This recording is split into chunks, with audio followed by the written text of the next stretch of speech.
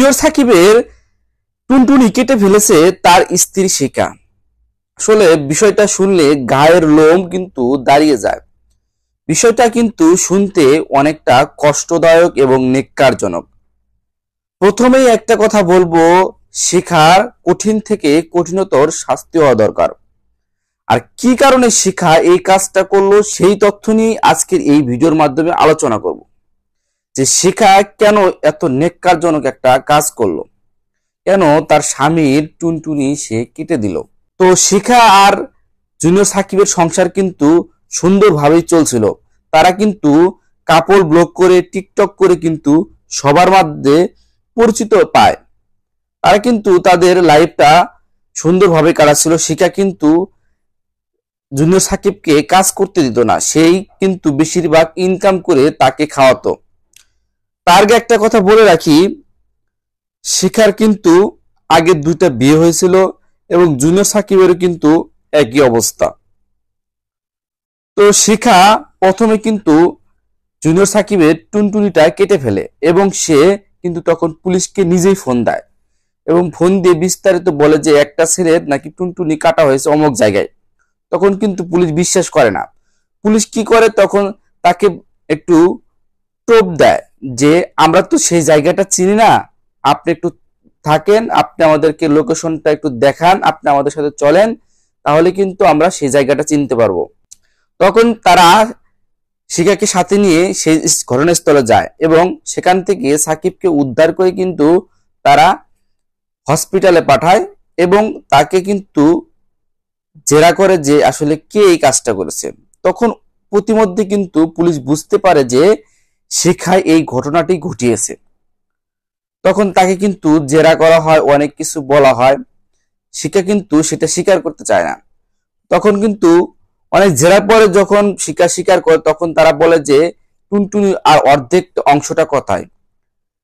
অনেক জেরার পরে কিন্তু সেই অংশটুকু কিন্তু শিখা পুলিশের কাছে দেয় এবং পুলিশ সেই অংশটুকু নিয়ে হসপিটালে যায় এবং হসপিটালে গিয়ে ডাক্তারকে দেয় এবং ডাক্তার কিন্তু রগে রগে জোড়া লাগানোর চেষ্টা করে। তো এখনো কিন্তু জুনিয়র সাকিব চিকিৎসা অবস্থায় আছে, চিকিৎসা চলছে। যতটুকু জানা যাচ্ছে যে বাংলাদেশে মনে হয় না এরকম চিকিৎসা হবে, কারণ বাংলাদেশে এরকম চিকিৎসা কিন্তু নেই। আসলে জুনিয়র সাকিবের যে অবস্থাটা করেছে, এটি কি কারণে করেছে? বর্তমান সময় কিন্তু পরকীয়া প্রচুর পরিমাণে বেড়ে যাচ্ছে। একজনের স্ত্রী আর একজনের সাথে পরকীয়া করছে, একজনের স্বামী আর একজনের স্ত্রীর সাথে পরকীয়া করছে, একজনের প্রেমিক আর একজনের প্রেমিকার সাথে পরকীয়া করছে। এভাবেই কিন্তু বর্তমান সময়ে সামাজিকতা নেই, সমাজটা একবার নষ্ট হয়ে যাচ্ছে। তো শিখা যে কথাটি পুলিশের কাছে স্বীকার করেছে, হয়তোবা শিখা বাঁচার জন্য এই কথাটা বলেছে, মিথ্যাও বলতে পারে এবং কি পুলিশের কাছে যেটা জেরার মাধ্যমে বলেছে সেটাই বলবো আপনাদের কাছে। শিখা বলেছে যে শিখার যে একটা মেয়ে রয়েছে, এই মেয়ের সাথে নাকি জুনিয়র সাকিব খারাপ ব্যবহার করেছে। খারাপ ব্যবহার কেমন খারাপ ব্যবহার? তার নাকি বিভিন্ন অঙ্গ প্রত্যঙ্গে হাত দিয়েছে, সেটাই নাকি শিখা বলেছে। সেই মেয়ের বয়স হচ্ছে অল্প বয়স, সেই মেয়ে কিন্তু ক্লাস 4-এ পড়ে। তো জুনিয়র সাকিব সেটা অস্বীকার করেছে। শিখা কিন্তু আরো বলেছে যে তাকে তখন না করার পরে সে মানে নাই, না মানার পরে তাকে কোরআন নিয়ে নাকি কসম করানো হয়েছে, সেই কসমও নাকি সে মানে নাই। পরবর্তীতে নাকি সেই মেয়েটা আসার পরে আবারও জুনিয়র সাকিব একই অবস্থায় একই কাজ করেছে।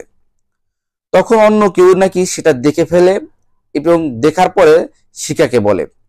তখন শিখা সেটা আর মানতে পারে নাই। শিখার ভাষ্য যখন সেটা সে মানতে পারে না যে আমি একবার কসম করালাম, তারপরও যেহেতু সে আবার এই কাজগুলো করছে, তখন তাকে কিন্তু ঘুমের ওষুধ খাইয়ে একবার টুনটুনিটা অর্ধেক করে ফেলেছে। তো বিষয়টি আসলে কতটা নেক্কারজনক। তো যত অপরাধী জুনিয়র সাকিব করুক না কেন, আমার মনে হয় শিখার তাকে ডিভোর্স দেওয়া উচিত ছিল, তার সাথে সংসার না করা উচিত ছিল।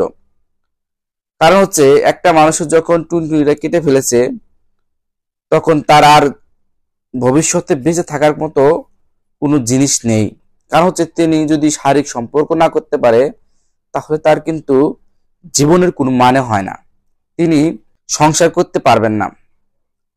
তো অনেকেই কিন্তু বলছেন যে কাজটা ঠিক করেছে, কারণ হচ্ছে যেন ভবিষ্যতে জুনিয়র সাকিব আর কোনো খারাপ কাজে লিপ্ত না হতে পারে।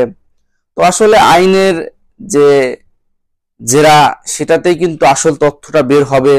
আইনের হাতে যেহেতু শিকা ধরা খেয়েছে, সেহেতু অবশ্যই আইন সেই সঠিক তথ্যটা বের করবে যে আসলে কি কারণে জুনিয়র সাকিবের টুনটুনি কেটেছে তার স্ত্রী শিখা। সেটি কিন্তু আইন অবশ্যই বের করে ফেলবে অল্প কয়েকদিনের মধ্যে কিন্তু রিমান্ড দিয়ে। তো দেখা যাক আসলে সত্য ঘটনাটি কোনটি, যে কি কারণে শিখা জুনিয়র সাকিবের সাথে এই কাজটি করেছে। তো সর্বশেষ একটা কথা বলবো, যে যে কারণেই হোক না কেন শিখার যেন কঠিন থেকে কঠিনতর শাস্তি হয়, কারণ এই সমস্ত কাজ কিন্তু অনেক নেককারজনক, অনেক ঘৃণিত।